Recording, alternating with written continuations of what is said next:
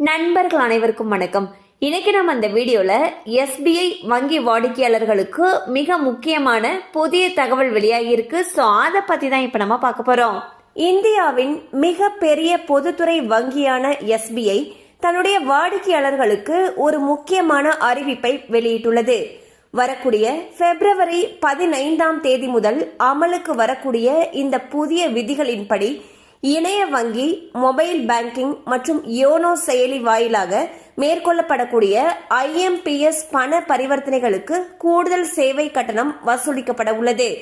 இதுவரை 5 லட்சம் ரூபாய் வரை இலவசமாகவோ அல்லது குறைந்த கட்டணத்திலோ இருந்த இந்த வசதிக்கு இனி 25,000 ரூபாய்க்கு மேல் அனுப்பப்படக்கூடிய ஒவ்வொரு பரிவர்த்தனைக்கும் அதன் அளவை பொறுத்து 2 ரூபாய் முதல் 10 ரூபாய் வரை கட்டணம் நிர்ணயிக்கப்பட்டுள்ளது.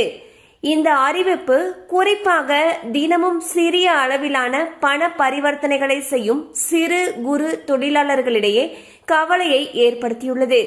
இருப்பினும் 25,000 ரூபாய்க்கும் குறைவான பண பரிவர்த்தனைகளுக்கு கட்டணம் ஏதுமில்லை என்பதும், வங்கி கிளைகளுக்கு நேரில் சென்று பணம் அனுப்பும் பொழுது இந்த கட்டணங்கள் பொருந்தாது என்பதும் வாடிக்கையாளர்களுக்கு சற்று ஆறுதலான விஷயமாக உள்ளது. டிஜிட்டல் பரிவர்த்தனைகளை ஊக்குவிக்கும் சூழலில் இத்தகைய கட்டண உயர்வு வாடிக்கையாளர்களுக்கு கூடுதல் சுமையாக அமையும் என்ற விமர்சனங்களும் எழுந்துள்ளன.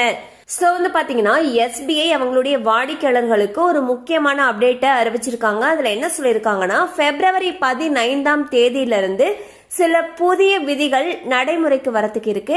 அதுல ஒண்ணு IMPS பண பரிவர்த்தனைகளுக்கு கூடுதல் சேவை கட்டணம் வசூலிக்கப்படுறது.